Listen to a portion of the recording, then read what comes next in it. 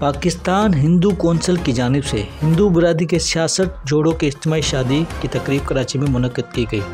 तकरीब में हिंदू बरादरी के रहनुमा सूबाई वज़ीर ज्ञानचंद इसरानी, हिंदू कौंसिल के patron in chief MNA Ramesh Kumar Vankwani, सरपरस्त आला असमल, सदर गोपाल कमवाती, पुरुषोत्तम वानी, रमन रानी, MPA मंगला शर्मा समेत हिंदू बरादरी के आला शख्सियत ने शिरकत की।